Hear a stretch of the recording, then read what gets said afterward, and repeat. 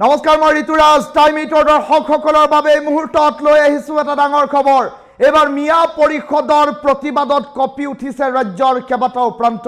মিয়া পৰিষদে প্ৰতিবাদ সাব্যস্ত কৰি এটা দাবী উত্থাপন কৰিছে যে যিসকল লোকক উচ্ছেদ চলোৱা হ'ল তেওঁলোকক পুনৰ সংস্থাপন দিয়ক, অন্যথা ৰাজ্যৰ প্ৰতিটো প্ৰান্ততেই হ'ব প্ৰতিবাদ, ভয়াৱহ পৰিস্থিতিৰ সৃষ্টি হ'ব অসমত।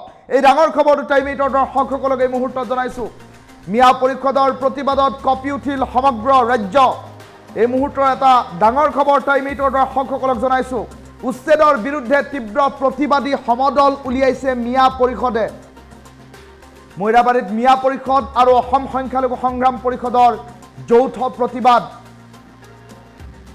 উচ্ছেদিতক পুনৰ সংস্থাপনৰ দাবীত বিশাল প্ৰতিবাদী সমদল বাহিৰ কৰিছে এতিয়া মিয়া পৰিষদে। ভাৰতীয় নাগৰিকক বাংলাদেশী বুলি কোৱা বন্ধ কৰক চৰকাৰে, অন্যথা চৰকাৰৰ বিৰুদ্ধে সৰব হৈ পৰিব মিয়া পৰিষদ। বিজেপি চৰকাৰে মিয়াৰ নামত কৰি থকা ৰাজনীতি বন্ধ কৰক। উচ্ছেদিত পৰিয়ালক পট্টাভূমিত সংস্থাপন নিদিয়া পৰ্যন্ত প্ৰতিবাদ অব্যাহত থাকিব। সংবিধান প্ৰদত্ত মৌলিক অধিকাৰ সুনিশ্চিত কৰাৰ দাবীত এই প্ৰতিবাদী কাৰ্যসূচী ৰূপায়ণ কৰাৰ খবৰ এই মুহূৰ্তত আহি পৰিছে। ৫ সহস্ৰাধিক লোকে উত্তাল কৰিলে মৈৰাবাৰীৰ আকাশ। এই মুহূৰ্তৰ এটা ডাঙৰ খবৰ জনাই আছোঁ, কিয়নো দেখিবলৈ পোৱা গৈছে মৈৰাবাৰীত প্ৰতিবাদমুখৰ পৰিস্থিতি। এক্সক্লুচিভ দৃশ্যাংশ টাইম এইটৰ দৰ্শকসকলক এই মুহূৰ্তত দেখুৱাইছোঁ। ভাৰতীয় নাগৰিকক সন্দেহজনক নাগৰিক বুলি কোৱা বন্ধ কৰক। ৫ সহস্ৰাধিক লোকে উচ্ছেদৰ বিৰুদ্ধে উত্তাল কৰিছে আকাশ। আৰু মিয়া পৰিষদৰ প্ৰতিবাদত এইবাৰ কঁপি উঠিছে ৰাজ্য। উচ্ছেদৰ বিৰুদ্ধে তীব্ৰ প্ৰতিবাদী সমদল। মৈৰাবাৰীত মিয়া পৰিষদ আৰু অসম সংখ্যালঘু সংগ্ৰাম পৰিষদৰ যৌথ প্ৰতিবাদ। আৰু উচ্ছেদিতক পুনৰ সংস্থাপন নিদিয়া পৰ্যন্ত প্ৰতিবাদমুখৰ পৰিস্থিতি অব্যাহত ৰখাৰ হুংকাৰ দিয়া হৈছে। ভাৰতীয় নাগৰিকক বাংলাদেশী বুলি কোৱা বন্ধ কৰক এইখন চৰকাৰে।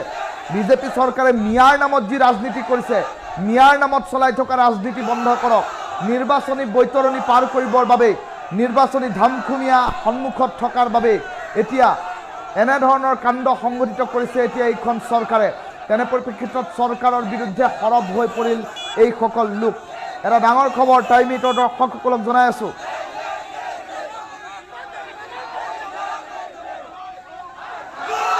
উচ্ছেদিত পৰিয়ালক পট্টাভূমিত সংস্থাপন নিদিয়া পৰ্যন্ত প্ৰতিবাদ অব্যাহত ৰখাৰ হুংকাৰ। সংবিধান প্ৰদত্ত মৌলিক অধিকাৰ অন্ন বস্ত্ৰ বাসস্থানৰ পৰা সংখ্যালঘু জনতাক কেৱল মুছলমান হোৱাৰ বাবে বঞ্চিত কৰা হৈছে। এক প্ৰকাৰ ব্যাপক গণ আন্দোলনৰ সূচনা কৰিছে ৰাজ্যজুৰি।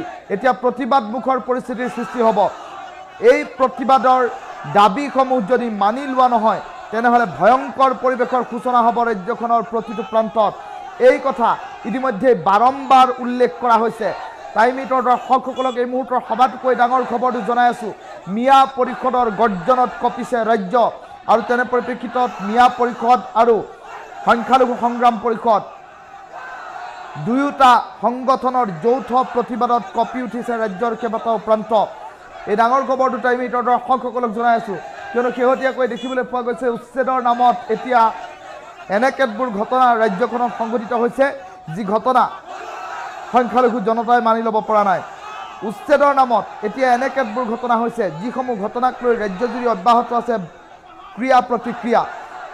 শেহতীয়াকৈ বিলাসীপাৰাৰ চাপৰত চলিল উচ্ছেদ, ধুবুৰীৰ কেইবাটাও প্ৰান্তত চলিল উচ্ছেদ, লখিমপুৰৰ নাওবৈচাত চলিল উচ্ছেদ, আৰু তাৰে ভিতৰত গোৱালপাৰাৰ হাছিলা বিলতো চলিছে উচ্ছেদ। আৰু আটাইতকৈ স্পৰ্শকাতৰ উচ্ছেদ অভিযানটো চলিল গোৱালপাৰাৰ পাইকান সংৰক্ষিত বনাঞ্চলত। গোৱালপাৰাৰ পাইকান সংৰক্ষিত বনাঞ্চলত চলা উচ্ছেদ অভিযানৰ পাছত দেখিবলৈ পোৱা গ'ল উচ্ছেদিত জনতাই আক্ৰমণৰ লক্ষ্য কৰি ল'লে আৰক্ষীক, আৰু তাৰ পাছত আৰক্ষীয়ে প্ৰত্যাক্ৰমণত গুলী চলালে। প্ৰতিবাদকাৰী নিহত হ'ল। উচ্ছেদিত নিহত হোৱাৰ বাতৰি আহি পৰিল। দুজনকৈ উচ্ছেদিত আৰক্ষীৰ গুলীত নিহত হ'ল। আৰু তাৰ পাছতেই এই প্ৰতিবাদে আৰু অধিক শক্তি লাভ কৰিছে। উচ্ছেদিত সংখ্যালঘু জনতাই মন্তব্য প্ৰকাশ কৰিছে যে আমাৰ মৌলিক অধিকাৰ, জীয়াই থকাৰ যি মৌলিক অধিকাৰ, সেই মৌলিক অধিকাৰ খৰ্ব কৰা হৈছে। এইখন চৰকাৰে মিয়াৰ নামত ৰাজনীতি আৰম্ভ কৰিছে। আৰু মিয়াৰ প্ৰতিবাদত এতিয়া কঁপি উঠিছে ৰাজ্য।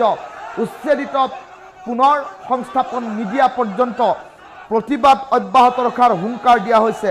আৰু এই মুহূৰ্তত টাইম 8ৰ দৰ্শকসকলক যি দৃশ্যাংশ দেখুৱাইছে মৰিগাঁও জিলাৰ মৈৰাবাৰীৰ দৃশ্যাংশ। হাজাৰ হাজাৰ লোক ওলাই আহিছে এই প্ৰতিবাদলৈ। স্বতঃস্ফূৰ্ত সঁহাৰি দিছে মিয়া পৰিষদৰ প্ৰতিবাদত সংখ্যালঘু জনতাই, কিয়নো তেওঁলোকক লাগে ন্যায়। এইখন চৰকাৰে বুলডোজাৰ চলাইছে সংখ্যালঘুৰ ওপৰত, এনেধৰণৰ কেতবোৰ দাবী উত্থাপন কৰি এওঁলোক প্ৰতিবাদমুখৰ হৈ পৰা পৰিলক্ষিত হৈছে। আৰু এই বুলডোজাৰ চলোৱা নীতি বন্ধ হ'ব লাগিব আৰু সংখ্যালঘু জনতাক জীয়াই থকাৰ অধিকাৰ দিব লাগিব। খাদ্য, বস্ত্ৰ, বাসস্থান মৌলিক অধিকাৰৰ পৰা এতিয়া বঞ্চিত কৰোৱা হৈছে সৰ্বসাধাৰণ সংখ্যালঘু জনতাক। তেনে পৰিপ্ৰেক্ষিতত এতিয়া মিয়া পৰিষদে কঁপাইছে ৰাজ্য আৰু বিজেপিৰ বিৰুদ্ধে মিয়া পৰিষদ এতিয়া ৰাজপথত নামিছে। আৰু মিয়া পৰিষদ জাগিলে বিজেপিৰ নিস্তাৰ নহ'ব বুলি মিয়া পৰিষদে দিছে হুংকাৰ।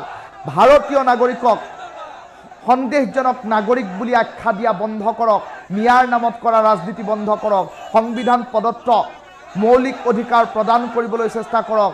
আৰু এইসমূহ দাবী যদি পূৰণ নকৰে মিয়া পৰিষদে সমগ্ৰ ৰাজ্যজুৰি ভয়াৱহ পৰিৱেশৰ সূচনা কৰিব।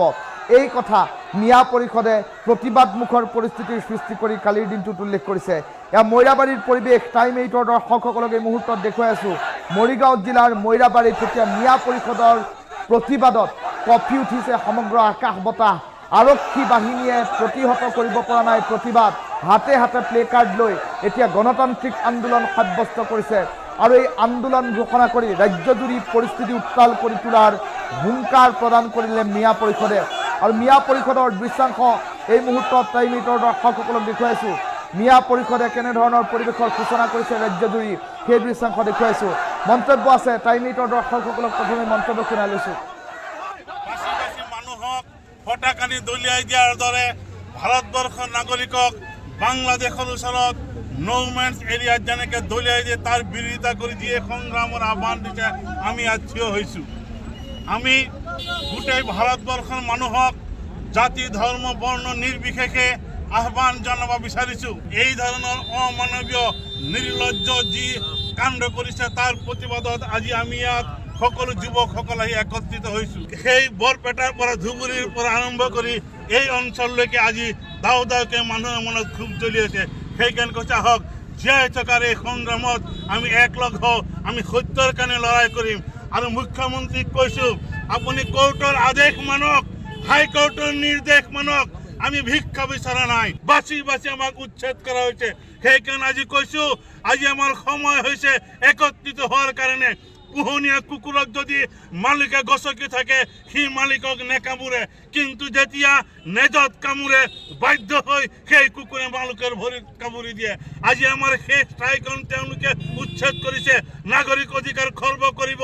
জিলা উপায়ুক্তসকলক নিৰ্দেশ দিয়া হৈছে যিসকলক উচ্ছেদ কৰা হৈছে তেওঁলোকক ভোটাৰ তালিকাৰ পৰা নাম কৰ্তন কৰা হ'ব। ভোটাৰ তালিকাৰ পৰা নাম কৰ্তন কৰা, ভূমিহীন কৰা, ৰেকৰ্ড নাইকিয়া কৰা মানে পৰৱৰ্তী অৰ্থ হৈছে জেনোসাইড, আন এটা ম্যানমাৰ সৃষ্টি কৰিবৰ কাৰণে। আমিও চাম যুঁজ এখন এইবাৰ হ'ব জীয়াই থকাৰ যুঁজ, গণতন্ত্ৰ ৰক্ষা কৰাৰ যুঁজ। প্ৰতিবাদী সমদল কাৰ্যসূচীৰ জৰিয়তে অসম চৰকাৰক সকীয়াই দিব বিচাৰিছোঁ যে আমাৰ অসমৰ বিভিন্ন প্ৰান্তত যি অমানৱীয়ভাৱে উচ্ছেদ প্ৰক্ৰিয়া চলি আছে এই কাণ্ডটোক ধিক্কাৰ আৰু গৰিহণা দিছোঁ। নিৰীহ লোকক কৰি যি ধৰণৰ উচ্ছেদ অসম চৰকাৰে চলাইছে এইটো অত্যন্ত বৰ্বৰ কাণ্ড, অসাংবিধানিক। গতিকে আমি অসমীয়া পৰিষদে চৰকাৰক দাবী জনাইছোঁ যে চৰকাৰী ভূমিত যিসকল লোক বসবাস কৰি আহিছে দীৰ্ঘদিন ধৰি সেইসকল মানুহক সংস্থাপনৰ ব্যৱস্থা কৰক। সংস্থাপন, তেওঁলোকক উপযুক্ত খাদ্য, বাসস্থান আৰু তেওঁলোকৰ যি নিৰাপত্তাৰ ব্যৱস্থা কৰি তাৰ পিছত উচ্ছেদ কৰক। আমাৰ কোনো আপত্তি নাই। কিন্তু যি ধৰণে বাৰবাৰ অন্যায়ভাৱে মানুহখিনি কৰি যি অত্যাচাৰ উচ্ছেদ চলাই আছে এই কাণ্ডটোক আমি অসম চৰকাৰক সকীয়াই দিছোঁ যে অনাগত দিনত অসমীয়া পৰিষদৰ তৰফৰ পৰা আৰু বিভিন্ন সংগঠনৰ মানে উদ্যোগত যি আন্দোলনৰ কাৰ্যসূচী লৈছোঁ ইয়াৰ জৰিয়তে অসম চৰকাৰক সকীয়াই দিছোঁ যে ভৱিষ্যতে উচ্ছেদ কৰিবলৈ হ'লে এই মানুহখিনিক উপযুক্ত সংস্থাপনৰ ব্যৱস্থা কৰি তাৰ পিছত উচ্ছেদ কৰিব। বাচি বাচি মানুহক ফটাকানি দলিয়াই দিয়াৰ দৰে ভাৰতবৰ্ষৰ নাগৰিকক বাংলাদেশৰ ওচৰত নৌমেন্স এৰিয়াত যেনেকৈ দলিয়াই দিয়ে তাৰ বিৰোধিতা কৰি দিয়ে সংগ্ৰামৰ আহ্বান দিছে আমি ইয়াত থিয় হৈছোঁ। আমি গোটেই ভাৰতবৰ্ষৰ মানুহক জাতি ধৰ্ম বৰ্ণ নিৰ্বিশেষে আহ্বান জনাব বিচাৰিছোঁ। এই ধৰণৰ অমানৱীয় নিৰ্লজ্জ যি কাণ্ড কৰিছে তাৰ প্ৰতিবাদত আজি আমি ইয়াত সকলো যুৱকসকল আহি একত্ৰিত হৈছোঁ। সেই বৰপেটাৰ পৰা ধুবুৰীৰ পৰা আৰম্ভ কৰি এই অঞ্চললৈকে আজি দাও দাওকে মানুহৰ মনত ক্ষোভ জ্বলি আছে। সেইকাৰণে কৈছে আহক জীয়াই থকাৰ এই সংগ্ৰামত আমি একলগ হওঁ, আমি সত্যৰ কাৰণে লৰাই কৰিম। আৰু মুখ্যমন্ত্ৰীক কৈছোঁ আপুনি কোৰ্টৰ আদেশ মানক, হাইকোৰ্টৰ নিৰ্দেশ মানক, আমি ভিক্ষা বিচৰা নাই। বাচি বাচি আমাক উচ্ছেদ কৰা হৈছে। সেইকাৰণে আজি কৈছোঁ আজি আমাৰ সময় হৈছে একত্ৰিত হোৱাৰ কাৰণে। পোহনীয়া কুকুৰক যদি মালিকে গছকি থাকে সি মালিকক নেকামুৰে, কিন্তু যেতিয়া নেজত কামুৰে বাধ্য হৈ সেই কুকুৰে মালিকৰ ভৰিত কামুৰি দিয়ে। আজি আমাৰ সেই ঠাইখন তেওঁলোকে উচ্ছেদ কৰিছে। নাগৰিক অধিকাৰ খৰ্ব কৰিব। জিলা উপায়ুক্তসকলক নিৰ্দেশ দিয়া হৈছে যিসকলক উচ্ছেদ কৰা হৈছে তেওঁলোকক ভোটাৰ তালিকাৰ পৰা নাম কৰ্তন কৰা হ'ব। ভোটাৰ তালিকাৰ পৰা নাম কৰ্তন কৰা, ভূমিহীন কৰা, ৰেকৰ্ড নাইকিয়া কৰা মানে পৰৱৰ্তী অৰ্থ হৈছে জেনোসাইড, আন এটা ম্যানমাৰ সৃষ্টি কৰিবৰ কাৰণে।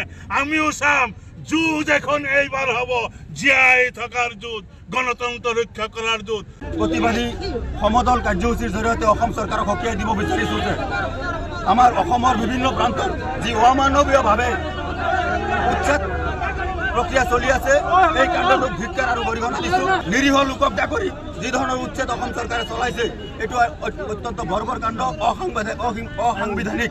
গতিকে আমি অসমীয়া পৰিষদে চৰকাৰক দাবী জনাইছোঁ যে চৰকাৰী ভূমিত যিসকল লোক বসবাস কৰি আহিছে দীৰ্ঘদিন ধৰি সেইসকল মানুহক সংস্থাপনৰ ব্যৱস্থা কৰক। সংস্থাপন, তেওঁলোকক উপযুক্ত খাদ্য, বাসস্থান আৰু তেওঁলোকৰ যি নিৰাপত্তাৰ ব্যৱস্থা কৰি তাৰ পিছত উচ্ছেদ কৰক। আমাৰ কোনো আপত্তি নাই। কিন্তু যি ধৰণে বাৰ অন্যায়ভাৱে মানুহখিনি কৰি যি অত্যাচাৰ চলাই উচ্ছেদ চলাই আছে এই কাণ্ডটোক আমি অসম চৰকাৰক সকীয়াই দিছোঁ যে অনাগত দিনত অসমীয়া পৰিষদৰ তৰফৰ পৰা আৰু বিভিন্ন সংগঠনৰ মানে উদ্যোগত যি আন্দোলনৰ কাৰ্যসূচী লৈছোঁ ইয়াৰ জৰিয়তে অসম চৰকাৰক সকীয়াই দিছোঁ যে ভৱিষ্যতে উচ্ছেদ কৰিব।